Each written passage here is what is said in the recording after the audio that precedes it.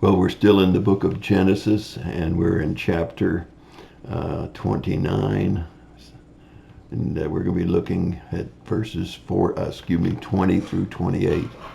That's Genesis 29, verses 20 through 28.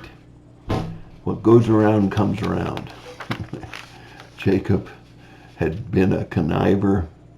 He had been crafty, and he had taken advantage of his brother Esau's poor character, and he had gotten a blessing, and he had also gotten his birthright. But now it was going to be Jacob's time to be on the receiving end of cleverness and craftiness and cunning. You see, Laban wasn't the best of characters, not totally honest. He had made a deal with Jacob. The deal with Jacob was, you work for 7 years and you can have my daughter Rachel.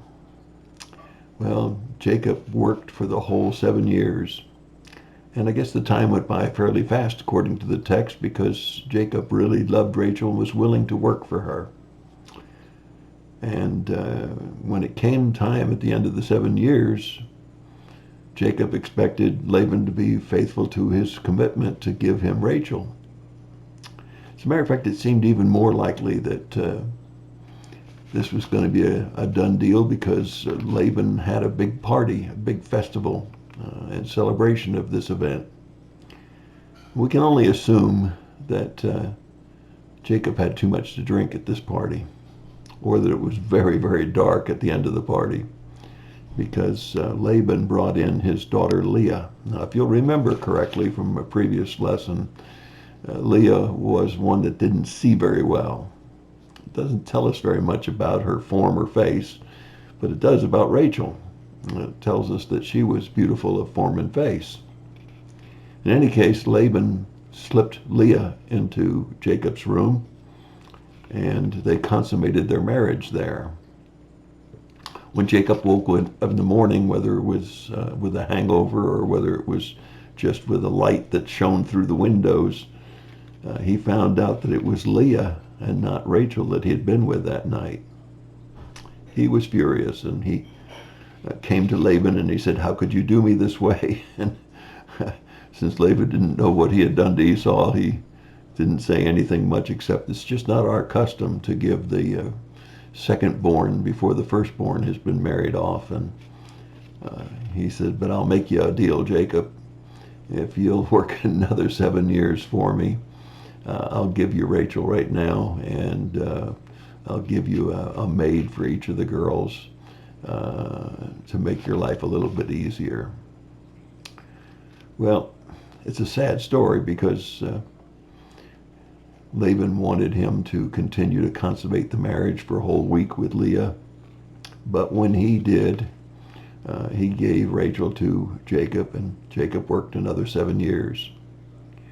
And we find the two handmaids and the two women are going to be Jacob's property now. What do we learn from this? Well, I think there's 4 very good things to note here. The first one is it's very often that what goes around comes around. And that's exactly what happened to Jacob. We need to remember part of the golden rule is to do unto others as you'd have them do unto you. And maybe after Jacob met God on the outside of the area when he was traveling towards Rachel, that he entered into a personal relationship with God, and his whole character and conduct improved. Or we could also learn that if this was because Jacob was drunk from the festival, and it was easy for Laban to slip in Leah, we can also think that it warns us about the dangers of drinking and the things we might do under the influence of alcohol that we wouldn't do normally. The third thing is we need to be careful who we trust. Don't know whether or not Jacob saw any other things during that 7 years that Laban was a little shrewd and a little clever and a little cunning, but probably he did. And we need to understand that the company we keep is important, and we need to be sure that we can trust the people that we're going to enter into agreements with.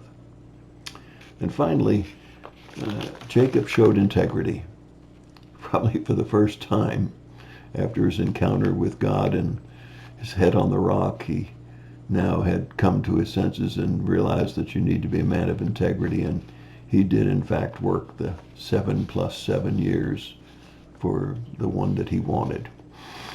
So integrity is important. We need to be men who will keep our agreements, keep our pledges.